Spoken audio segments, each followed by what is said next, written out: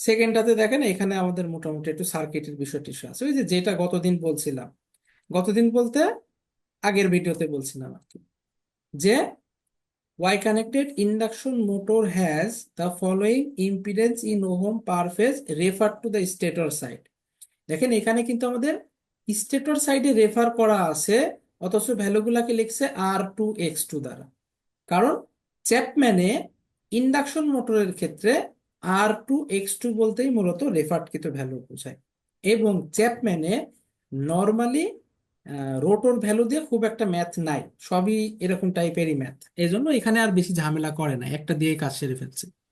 এখানে এক্সএম দেওয়া আছে, কিন্তু আর নট অথবা আর সি এটা বলে নাই, তার মানে ওইটাকে ইগনোর করতে বলতেছে। এই ম্যাথের আরেকটা, আমি যেটা আগের ম্যাথে মনে করছিলাম, আরেকটা হচ্ছে আমাদের বলা যেতে পারে যে একটু আলাদা, সেটা হচ্ছে দ্য টোটাল রোটেশনাল লস দেওয়া আছে 1100 ওয়াট, এবং এইখানে বলে দিছে the core loss is lumped in with the rotational loss. তার মানে কোর লসটা এর ভেতরে ঢুকাই দিছে, কি পরিমাণ আমরা জানি না। যেহেতু জানি না, এজন্য স্টেটর সাইডে কোর লসটা বিয়োগ করার আর সুযোগ নাই, মানে কোর লস কত সেটা তো আর আমি জানি না, এই 1100-র ভেতরে কিছু একটা হবে, সেটা কোর লস। আর রোটেশনাল লস নর্মালি কোথায় হয়? রোটর সাইডে হয়।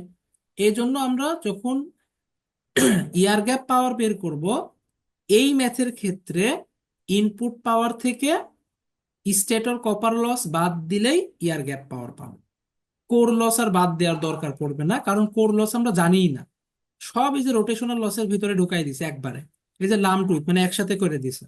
এই জন্য আমরা এরকম টাইপের ভাষা থাকলে সেসব ম্যাথের ক্ষেত্রে কি করব, ইনপুট পাওয়ার থেকে স্টেটর কপার লস বাদ দিলে এয়ার গ্যাপ পাওয়ার পেয়ে যাব। কোর লসটা আর বাদ দেওয়া লাগবে না, ইভেন পুরো ম্যাথে আর কোর লস ইউজ হবে না, ইউজ করার দরকার পড়বে না, কারণ এই যে এই লসটা একসাথে চলে আসছে, এতটুকু মনে রাখলেই চলতেছে আপাতত। এবং দেখি বাকি আর কি কি বলা আছে প্রশ্নে।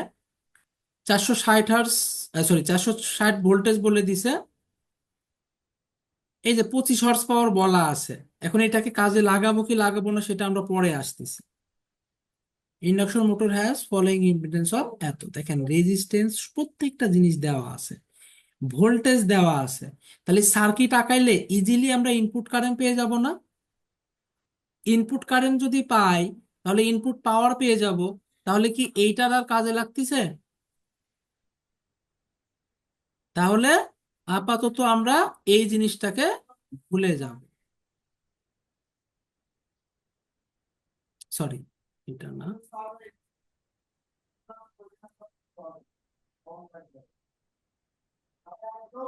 এই যে 25 হর্স পাওয়ারটাকে আমরা আপাতত ভুলে যাব। তাহলে সার্কিট টাকায় ফেলি। এটাই যে আবার প্রথম ম্যাথের মতো, প্রথম ম্যাথ বলতে থেরে যাতে যেই ম্যাথটা করছিলাম ওই ম্যাথের মতো।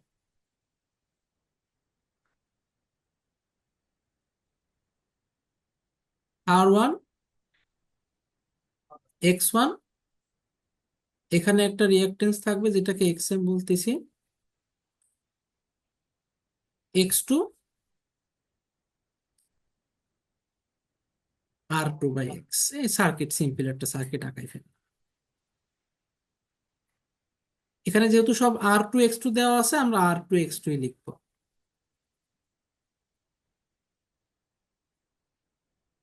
এটা হচ্ছে R1।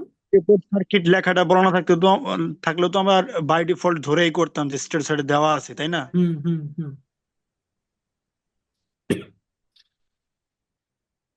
আচ্ছা, ভ্যালুগুলো একটু লিখে নি। R1 হচ্ছে 0.641, জে 1.106। ওহম আর আমি লিখতেছি না, ওই লিখে নিয়েন আপনারা, এমনিতে জায়গা শর্ট। এটা হচ্ছে 0.464। আর দেখেন আমাদের এই যে স্লিপ বলে দিছে 2.2%, 0.332। 2.2% মানে হচ্ছে 0.022, 1 2, ঠিক আছে। তাহলে আমাদের ইনপুট কারেন্ট কোনটা? এটা।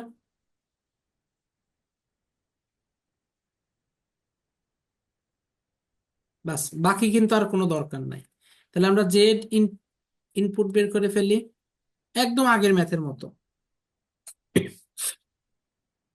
কত? এই দুইটা প্যারালাল, আচ্ছা এই এই পাশ থেকে শুরু করি।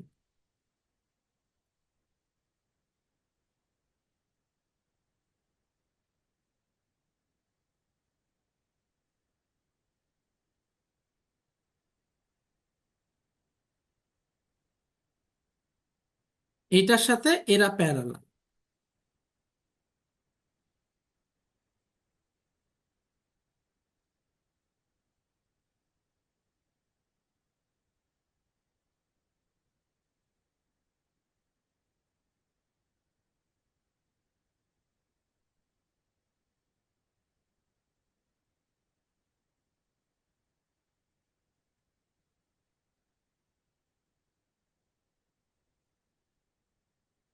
ওকে,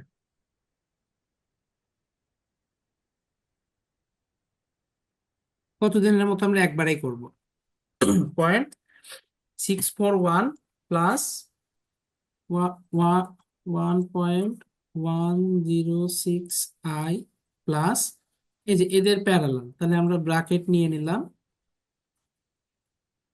26.3 এটার ইনভার্স যোগ 0.464 প্লাস 0.332 ডিভাইডেড বাই 0.022, এই জিনিসটার ইনভার্স আর হোল ইনভার্স। তাহলে যে আমাদের চলে আসতেছে কত, 14.058, 33.68। 14.058,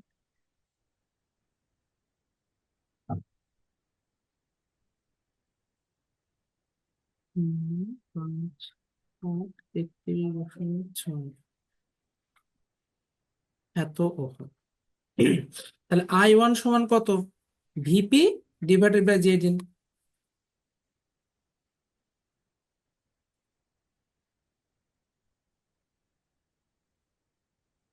ভিপি কত? দেখেন ওয়াই কানেক্টেড বলছে, তাহলে পার ফেজ ভোল্টেজ কত হবে? 460/√3।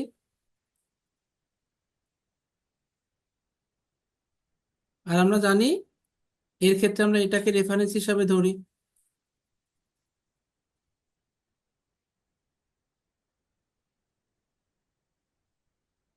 তাহলে আমাদের ইনপুট কারেন্টটা চলে আসবে, যেহেতু ওয়াই কানেক্টেড, এটাই ফেজ কারেন্ট, এটাই লাইন কারেন্ট।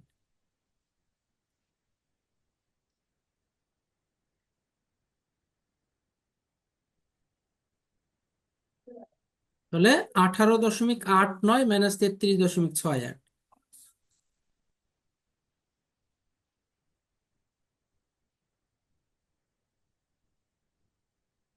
এত স্টেটর কারেন্ট।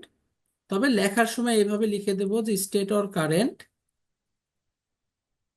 এটা কিন্তু আগেই বলছিলাম যে যেহেতু অ্যাঙ্গেল গুলো আমাদের রেফারেন্স করে ধরা, এই জন্য ভ্যালুটা অ্যান্সার করে দেওয়াটা বেটার।